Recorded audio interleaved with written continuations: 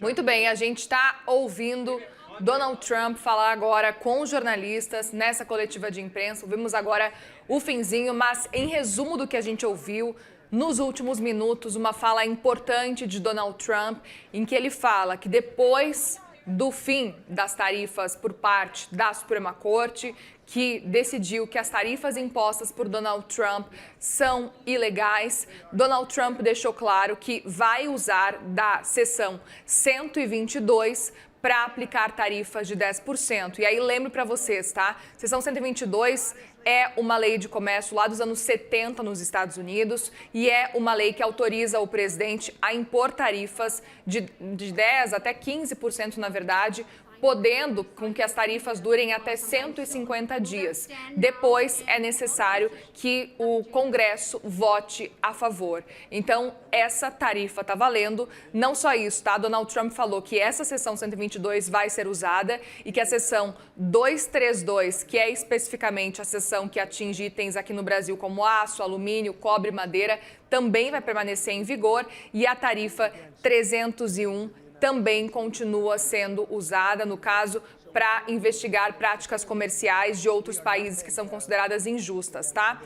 Para a gente ter uma ideia, esse é o cenário de momento que a gente está acompanhando por aqui. Donald Trump ainda falou que pode utilizar outras bases legais que permitiriam tarifas de maior alcance e que ele pode cobrar muito mais do que ele cobrava antes. Esse é um resumão, tá, do que a gente ouviu agora Donald Trump falar. E quem continua com a gente por aqui é Paula Zogby, estrategista-chefe da Nomad, que vem conversar com a gente sobre a notícia agora anunciada por Donald Trump. Ou seja, tirando essa parte de aço, alumínio, cobre e madeira, Paula, a gente está diante de um cenário em que o restante daqueles setores que, por exemplo, eram taxados em 40%, 50%, agora podem vir a ter uma taxa de 10%, pelo menos por enquanto, por 150 dias, seguindo essa tarifa e essa seção de 122 dessa lei de comércio dos Estados Unidos. É isso? Obrigada mais uma vez por esperar aqui. É isso, é difícil de entender como é que vai ser, né? Assim, ele estava aqui acompanhando também a coletiva, tentando entender quais que são os próximos passos, como que ele vai impor essa tarifa, né? Ele falou ali que é nessa regra emergencial em que as tarifas são temporárias. Ele poderia ter imposto uma tarifa ainda maior, né? Acho que a retórica foi bem agressiva, do jeito que o Trump até costuma se colocar ali, né, nesse tipo de discussão, mas ele impôs a tarifa de 10%, poderia ter sido maior, poderia ter sido de até 15%, e os mercados até responderam positivamente. Então, as altas estavam mais moderadas, né, antes dele começar a falar, o mercado voltou a subir mais forte, Nasdaq está subindo 1%, pelo que eu vi aqui antes da gente voltar para ao vivo, Dow Jones, que estava no 0 a 0, voltou a subir 0,4%. Então, acho que, de maneira geral, a leitura é que ele evitou agir realmente com uma maior agressividade e manteve a agressividade mais no discurso, o que acaba sendo positivo desse ponto de vista de abertura das relações comerciais dos Estados Unidos. Esse é um ponto super importante, Paula, porque a gente viu quando a Suprema Corte anunciou o cenário das tarifas, que as tarifas seriam ilegais e aí a suspensão delas, a gente viu o quanto que o mercado reagiu, a gente viu as bolsas americanas subindo. E aí quando Donald Trump resolve anunciar o plano B dele, a gente vê de novo as bolsas subindo bastante. Então pode gerar até uma dúvida de, ué, por que a gente está vendo então Donald Trump respondendo à Suprema Corte e atacando membros da Suprema Corte, atacando também o presidente do Federal Reserve, como ele já faz naturalmente, esses movimentos que já são esperados por parte de Donald Trump, mas ainda assim a gente tem bolsas americanas, S&P 500 subindo 0,7%, Dow Jones subindo 0,4%, Nasdaq subindo agora mais de 1% nesse momento, enquanto o dólar está em 5,18. É um movimento, então, que aparentemente acontece porque o mercado entende que poderia ter sido pior?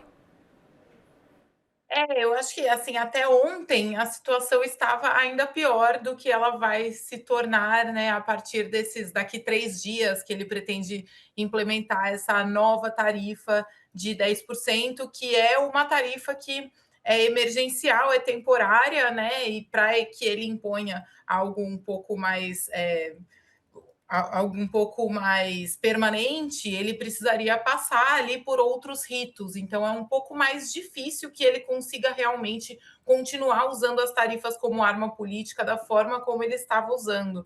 É mais difícil de mandos e desmandos, né? Nesse sentido. Então, no fim das contas, isso retira um pouco da incerteza do mercado e o mercado reage muito mal a incertezas, né? Alguns setores são os mais beneficiados. A gente estava vendo a Amazon, uma das maiores altas do dia, porque eles importam muito da China. A China estava com tarifas ainda maiores do que esses 10%, né? Então, bens de consumo, de maneira geral, acabam sendo beneficiados. Tecnologia também, porque importa chips, né? E exporta muito dos seus serviços também. Então, essa competitividade, tudo isso acaba afastando um pouco das incertezas. A gente continua com um cenário um pouco difícil de ler, mas acho que mesmo com essa postura agressiva, que é o esperado para o presidente Trump, ele costuma mesmo realmente se impor dessa forma, apesar disso, a gente vê um cenário um pouco melhor do que ele estava até ontem. Perfeito. E até aproveito também para saber a sua avaliação diante de um Ibovespa que também acelerou os ganhos e agora está subindo 0,5, olhando até os juros futuros renovando mínimas aqui, olhando para os juros futuros negociados na B3, também renovaram mínimas intradia durante essa coletiva de Trump sobre as tarifas. Como é que você enxerga esse movimento do mercado nesse sentido aqui no Brasil? Esse afastamento das incertezas acaba beneficiando mercados considerados mais arriscados, né, inclusive os emergentes. Acho que para o Brasil, as tarifas de 10% são piores do que a remoção total das tarifas que a gente tinha visto, né, para os setores exportadores brasileiros, mas ao mesmo tempo é isso. Acho que o mercado, em momento algum, precificou que o Trump não faria alguma retaliação, né, não tentaria retomar as tarifas. Então, quando ele retoma e ele fala 10% no geral, sob uma norma que é temporária, emergencial, etc., acho que o mercado se acalma e continua comprando risco mesmo, apostando num cenário menos nebuloso à frente. De novo, é difícil de cravar que não vamos ver novas imposições, né, novos ataques ali nessa frente, mas apesar de tudo, a gente tem um cenário de mercado comprando risco nesse momento. Perfeito. Outro ponto para entender também, a gente teve falas de Donald Trump, Paula, que foram bem agressivas, né? A gente estava conversando agora há pouco. Era de se esperar, porque a gente está vendo ele sendo contrariado pela Suprema Corte. Como é que o mercado enxerga esse cenário agora e como é que ele enxerga esse movimento feito por Donald Trump agora, avisando que pode fazer o que ele quiser com os países, ele pode destruir a economia de um país, pode destruir um país, mas não pode colocar uma taxa específica como ele estava reclamando agora há pouco. Então eu queria muito entender como é que você enxerga e qual que pode ser a percepção também do mercado como um todo, porque eu lembro e a gente acompanhou muito o período de eleição de Donald Trump, desse segundo mandato especificamente aqui no Money, e a gente viu o mercado comemorando a chegada de Donald Trump, que era alguém teoricamente que se preocupava com as reações do mercado. Portanto, eu queria entender como é que você enxerga e qual que pode ser o impacto.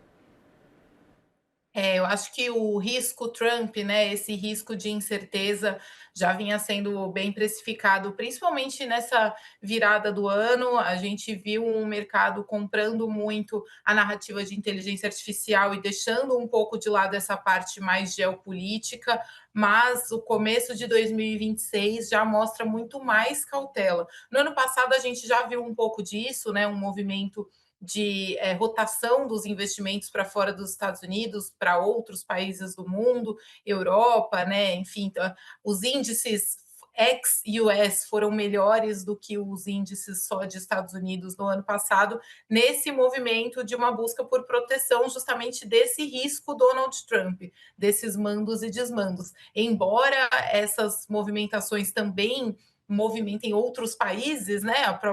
O mercado europeu hoje subiu forte quando a gente pensa, por exemplo, no mercado de luxo, né? No mercado de manufatura europeu que exporta muito para os Estados Unidos. Então, são movimentos que também afetam outras economias, mas afetam mais a economia dos Estados Unidos, que já precifica um cenário mais benéfico, né? O cenário que se fala de Goldilocks, que seria um céu de brigadeiro, numa tradução livre aqui, né?